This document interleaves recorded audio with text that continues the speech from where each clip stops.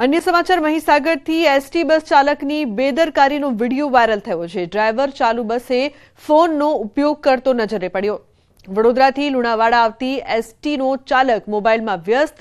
ચાલુ બસે ફોનના ઉપયોગને લઈને મુસાફરોમાં રોષ જોવા મળ્યો છે। તો બસમાં સવાર 45 મુસાફરોના જીવ તાળવે ચોંટ્યા।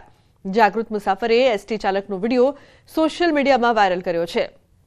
એસટી વિભાગ દ્વારા કાર્યવાહી કરવા મુસાફરોની માંગ।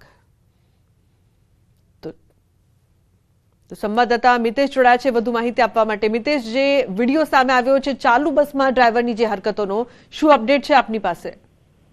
જી બિલકુલ થી જો વાત કરવામાં આવે તો એસટી બસની જે વાત છે સલામત સવારી એસટી અમારી અહીંયા પોકળ જોવા મળી રહી છે। એસટી બસ 45 જેટલા મુસાફરોને ભરી અને વડોદરાથી લુણાવાડા તરફ આવી રહી હતી। તે બસના ચાલક ડ્રાઈવર દ્વારા મોબાઈલમાં વિડીયો કોલ, મોબાઈલમાં કોલ, આ રીતે મોબાઈલ જે યુઝ કરતો હતો તેને લઈને જે જાગૃત મુસાફર હતો બસની અંદર તેના દ્વારા વિડીયો ઉતારી અને તેના પર કાર્યવાહી થાય તેવી માંગ કરી છે। ત્યારે હવે આવા જે મુસાફરી કરી રહેલા અને ભારે મુસાફરો અંદર બસની અંદર બેઠા છે અને જો કોઈ અકસ્માત સર્જાશે તો આખરે જવાબદાર કોણ જેવા અનેક સવાલો ઉભા થઈ રહ્યા છે। ત્યારે આ ડ્રાઈવર પર કેવી કાર્યવાહી થાય છે તે જોવું રહ્યું। જી બિલકુલ, તો જે પ્રકારથી ચાલુ બસે ડ્રાઈવરની જે હરકતો સામે આવી છે તે બાદ અનેક સવાલો કે જો કોઈ ગમકવાર અકસ્માત આ બેદરકારીના કારણે જો થાય તો તેના માટે જવાબદાર કોણ છે તે પણ એક મોટો સવાલ ઉપસ્થિત થઈ રહ્યો છે।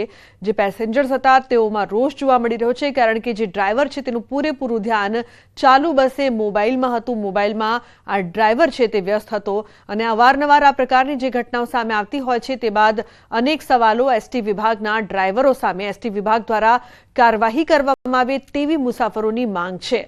હાલ તો એક જાગૃત મુસાફરે જે વિડિયો બતાવ્યો છે તે વાયરલ થઈ રહ્યો છે અને થોડાક દિવસ પહેલા જ રાજકોટમાં પણ આવા જ દ્રશ્યો સામે આવ્યા હતા જ્યાં પણ બેદરકારી જોવા મળી રહી હતી અને હવે પણ જે પ્રકારના દ્રશ્યો સામે આવ્યા, એક તરફ રાજકોટ, બીજી તરફ લુણાવાડાના દ્રશ્યો, અહીં જે મુસાફરો છે તેમના જીવ તાળવે ચોંટ્યા। પરંતુ સવાલ એ કે મહીસાગર અને રાજકોટમાં જે ડ્રાઈવરોની બેદરકારીનો જે વિડિયો સામે આવી રહ્યો છે, જો અકસ્માત સર્જાય તો કોણ છે જવાબદાર? એસટી અમારી સલામતની જવાબદારી આ ફક્ત વાતો બની ગઈ હોય તેવું લાગી રહ્યું છે આ દ્રશ્યો જોઈને, કારણ કે ચાલુ બસે એક તરફ માવો ચોડતો ચાલક જોવા મળી રહ્યો છે તો બીજી તરફ એક દ્રશ્યો એવા પણ કે જ્યાં મોબાઈલમાં ડ્રાઈવર વ્યસ્ત છે અને ભગવાન ભરોસે તમામ જે પેસેન્જર્સ છે તેમનું કહી શકાય કે જીવન ભગવાન ભરોસે જોવા મળી રહ્યું છે। ન્યૂઝ 18 સવાલ ઉઠાવી રહ્યું છે બેદરકારી નહીં પરંતુ આ તો બહુ મોટી ભૂલ કહેવાય।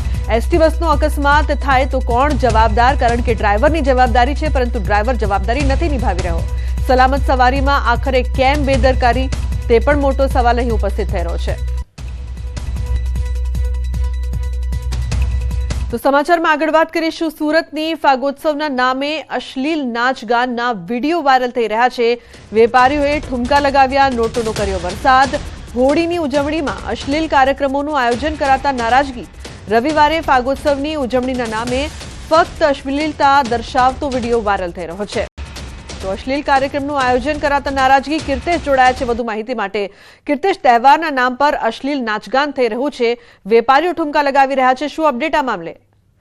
બિલકુલ, સુરતના ટેક્સટાઇલ ઉદ્યોગના રીંગ રોડ ખાતે આવેલી કાપડ માર્કેટો મોટાભાગના રાજસ્થાની વેપારીઓ હોય છે અને હોળી આવતા તેઓ ફાગણ ઉત્સવના નામે આ પ્રકારના અશ્લીલ ડાન્સો અને ઠુમકા મારતા જોવા મળે છે। પણ આ વર્ષે કાપડ માર્કેટમાં એલાન કરવામાં આવ્યું હતું કે સુરતની જે માર્કેટમાં આગ લાગી હતી, વેપારીઓને કરોડો રૂપિયાનું નુકસાન થયું હતું, તેને લઈને આ ઉત્સવ ઉજવવાનો નથી। પણ કેટલાક અશ્લીલ ડાન્સ કરનારા વેપારીઓ દ્વારા રવિવારે આ કાર્યક્રમનું આયોજન કર્યું હતું અને કહી શકાય કે આ જ પ્રકારે જે યુવતીઓ છે તેમની સાથે અશ્લીલ ડાન્સ કરતા જોવા મળ્યા છે, જેને લઈને વેપારીઓમાં નારાજગી જોવા મળી રહી છે। ખાસ કરીને હોળી આવતાની સાથે જ રાજસ્થાની સમાજનું આ કલ્ચર છે અને કલ્ચર પ્રમાણે દર વખતે આ પ્રકારના અશ્લીલ ડાન્સ જોવા મળે છે।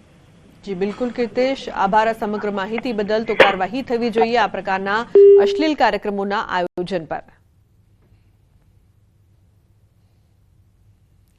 તો અન્ય સમાચાર ખેડાથી સામે આવી રહ્યા છે। બોર્ડની પરીક્ષામાં ચોરીનો વિડીયો વાયરલ થઈ રહ્યો છે। ડાકોરમાં ભવન સ્કૂલમાં બોર્ડની પરીક્ષામાં ચોરીની ઘટના। ધોરણ 10ના ગણિત પેપરમાં કાપલીની આપલે થતી હોવાનો વિડીયો સામે આવ્યો। જિલ્લા શિક્ષણ અધિકારીના ચોરી ન થતી હોવાના દાવા પોકળ સાબિત થયા। ન્યૂઝ 18 ગુજરાતી વાયરલ વિડીયોની પુષ્ટિ કરતું નથી। તો આ વિડીયો સામે આવ્યો છે, જે બાદ અનેક સવાલો બોર્ડની પરીક્ષામાં ચોરીનો આ વિડીયો હાલ વાયરલ થઈ રહ્યો છે। તો ખેડામાં બોર્ડની પરીક્ષામાં ચોરીનો જે વિડીયો છે તે વાયરલ। ડાકોરમાં ભવન સ્કૂલમાં ધોરણ 10ના ગણિત પેપરમાં કાપલીની આપલે થતી હોય તેવો આ વિડીયો વાયરલ થઈ રહ્યો છે। જો કે ન્યૂઝ 18 ગુજરાતી આ વિડીયોની પુષ્ટિ નથી કરતું।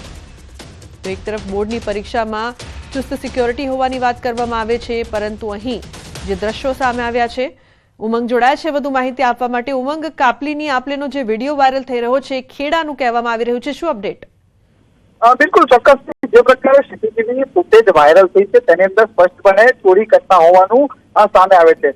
જો કે હજુ સુધી સમગ્ર બાબતે જિલ્લા શિક્ષણ અધિકારીને વારંવાર ન્યૂઝ 18 ગુજરાત દ્વારા પૂછવાનો પ્રયત્ન કરવામાં આવ્યો છે કે સાહેબ આ વિડીયો ક્યાંનો છે અને આ વિડીયોની અંદર હકીકત શું છે, પરંતુ તેમના દ્વારા માત્ર કોઈ પણ પ્રકારનો જવાબ આપવામાં નથી આવતો।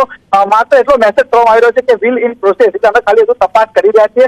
એટલે કહી શકાય લુકના કે જે પ્રકારે સીસીટીવી કેમેરાનું મોનિટરિંગની જે વાતો કરવામાં આવતી હોય છે, ગણિતના પેપરનું, કારણ કે સીસીટીવીમાં જે તારીખ દેખાઈ રહી છે તે એક તારીખ દેખાઈ રહી છે, કહી શકાય કે ગણિતનું પેપર હતું। આજે 5 દિવસ જેટલો સમય વીતી ગયો છે, પરંતુ કોઈ પણ પ્રકારની કાર્યવાહી કેમ કરવામાં ના આવી? જો સીસીટીવી મોનિટરિંગ થઈ રહ્યું હતું તો પછી આ ચોરી કેવી રીતે થઈ?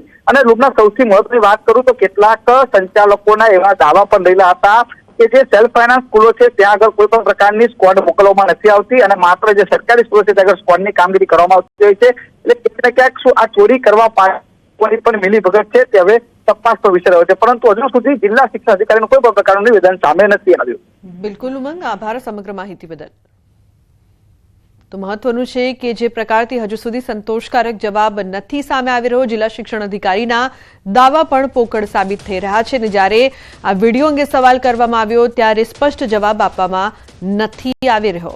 તો મિલીભગતના પણ આક્ષેપ થઈ રહ્યા છે। બોર્ડની પરીક્ષામાં ચોરીનો વિડીયો હાલ વાયરલ થઈ રહ્યો છે, અનેક સવાલો ઉપસ્થિત થઈ રહ્યા છે। ખેડાના ડાકોરમાં ભવન સ્કૂલમાં પરીક્ષામાં ચોરીની ઘટના સામે આવી। ધોરણ 10ની ગણિતની પરીક્ષામાં પેપરમાં કાપલીની આપલે થતી હોય તેવા દ્રશ્યો અહીં અનેક સવાલો ઉઠાવી રહ્યા છે।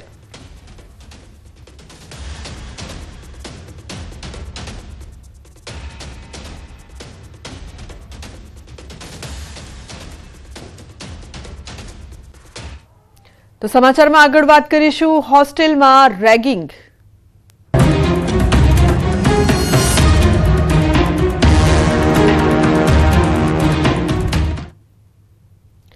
તો ધંધુકાના છાત્રાલયમાં રેગિંગ મામલે પગલા પોલીસે તમામ 5 આરોપીઓની અટકાયત કરી। તમામ આરોપીઓ સગીર વયના। અમદાવાદ ગ્રામ્ય ડીઈઓની શાળાને નોટિસ આપવામાં આવી।